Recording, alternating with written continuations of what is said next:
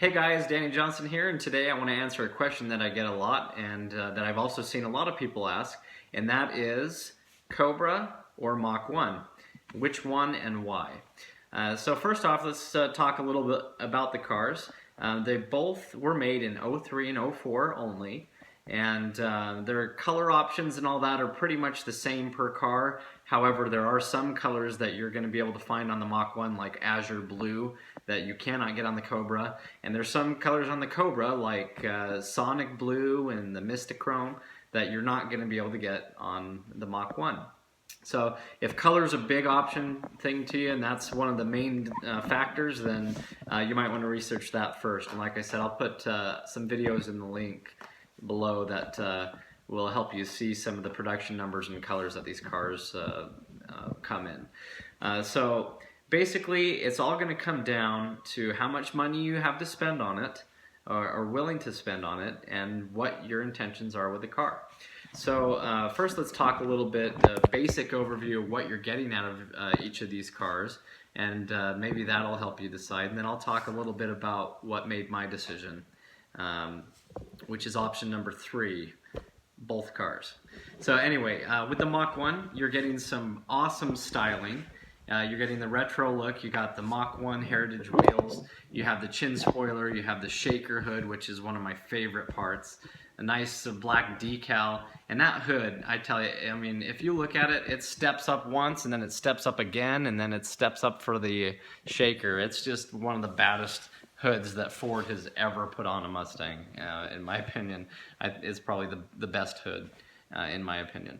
So anyway, you're getting a nice black wheel, or black wing on the back, Mach 1 specific stripes, and the interior is pretty cool too. It's all leather.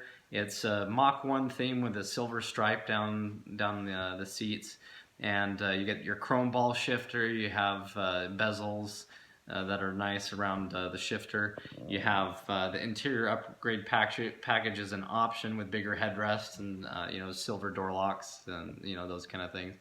And all in all, it's a very nice retro look. The gauges are pretty sweet. They're a throwback gauge that came from the Bullet, just with a little bit higher of a red line. But let's talk about the drivetrain, because that's one of the most important parts when making a decision on these cars. So both the '03 and '04 Mach 1 and the Cobra share a very similar layout of an engine. It's not the same engine, as people say. Some people say same engine, one's not supercharged, one is. That's not quite true. The Mach 1 has an aluminum block. It does share the same forged crankshaft from Kellogg as the Cobra if the Mach 1 is a 5-speed car. If the Mach 1's an automatic, you get the 6-bolt cast crank, which is not the same. And but that is another point. This was the first time you could get a 4-valve V8 in a Mustang with an automatic. So that was a very interesting thing, because a lot of people like their automatic transmissions, and this is the first time you can get a 4-valve with an automatic. Anyway, going back to the engine, so it's aluminum block. It can have the same forged Kellogg crank. The connecting rods are going to be the weak point. Same with the pistons. They're just your traditional ones. The car does have a high compression ratio engine. It's 10-to-1. So it makes some good power. It loves, making naturally aspirated power, and it'll even make a lot of power under boost with that high compression ratio. But you want to be really careful, because now you're, a little bit less safe per se, running a high compression with boost, and you got to watch your ignition timing, all that kind of thing. Moving backward, it has a TR3650 5-speed transmission, so it's not quite as good as the Cobras. It has a solid rear axle, but only 28 spline axles. So you're going to have some definitely going to need some work there if you're going to start modding it. And I built the rear on this one. I have a video on that if you want to see how to upgrade to 31 spline carrier shafts and everything like that. So anyway, in a nutshell, that's basically the Mach 1, and that's not all of it, but that's basically the car. The Cobra, on the other hand, so the main difference with the Cobra is you're getting a fully forged engine. You have an iron block, with the forged 8-bolt Kellogg crank, forged Manley connecting rods, and forged Zollner pistons. Both cars share the same cylinder heads. That was pretty cool. That's why both these cars do well with boost and even regular modifications. But then moving on with the Cobra, you get the T56 6-speed. So this is one of the first times you could get a 6-speed in a Mustang. The Cobra R had it, and there was, you know, I think that's the only time that you had the 6-speed in these two. Correct me if I'm wrong in the comments. But you get that T56 6-speed, and then moving back, you get the independent rear suspension, which is 31 spline, but it does go down to 28 spline. So it's kind of both. It's not really rock solid either. And as you know, IRS, you have to treat very kindly or it won't be kind to you. So anyway, you're also getting a specific interior with these cars, which is really cool. It's Cobra seats that are very similar to the Mach 1's seats. They feel pretty similar, though these ones have that Alcantara down the middle, which is like a suede. Unless you get the 10th anniversary or Mystic Chrome Cobras. Those ones have all leather, which is really cool. Almost persuaded me to buy a 10th anniversary just on those seats alone. But I really love Screaming Yellow. That's a different story. Anyway, with the Cobra, of course, you're getting that menacing big bumper. You're getting the bigger Cobra rear bumper, side skirts that have been smoothed out, the folding mirrors, which I have on both of these cars. You know, there's a few cosmetic things, but from there, basically, that's the main difference between the two. So now let's talk about my decision. So as I said, when I was asked Cobra or Mach 1, I went with option number 3 and got both. Now, why would I do that? Well, I was planning on building the Mach 1. I had the Mach 1 first, bought it in 2010, I loved the car, and of course, you always want to have more and more power to it. And I dreamed of the days of just having maybe just an Eaton swap to add on there, get me 450 at the tire, and, you know. But as I started thinking about it and how much money I'd be investing, it was $3,000 for an Eaton swap. If I did find a full just Cobra dropout engine, you're easy $6,000 there. I would want to do it right, so I wanted the you know, the T56 in there. That would have been another $2,000 minimum. I wanted to build the rear end, which would have been $1,000. And so as you see, it just starts adding up. And that's okay to dump money into your car, I guess. That's what people do. That's why we build them.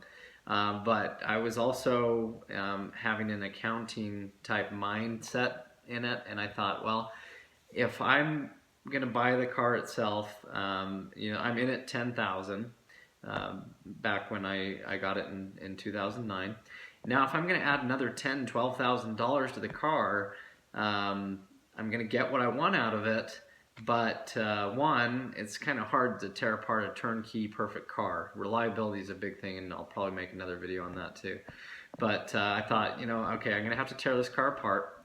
I'm going to add $10,000 minimum to it to make it comparable to a Cobra. And I'm going to have one car. And I'm never going to see any of that money again if I ever have to sell it. So then I started thinking about keeping the Mach 1 as it is, as a daily driver, and adding a Cobra. And so at first maybe that sounds crazy, but you have to think about it as in on money sense. So now, since I went out and bought another Cobra instead, I spent a little more than I would have modifying my Mach 1, but I have two different cars. And now I have two different assets that I can sell if I ever had to. I really love these cars. They're pretty much paid off this year, so I don't have any intention of selling them. But you know, if I had to, I have two different cars I can sell. Not a Mach 1 that's worth $10,000. Maybe get 12 out of it with all the, you know, with all the mods. But you know, it'd be sudden loss right there, financially speaking.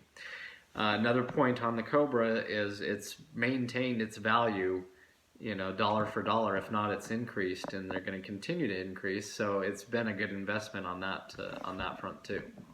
So, so as you can see, basically, I decided I was going to go out and buy a Cobra and keep the Mach 1 as a daily, and that's worked out so well in so many different ways that I didn't even think about it first.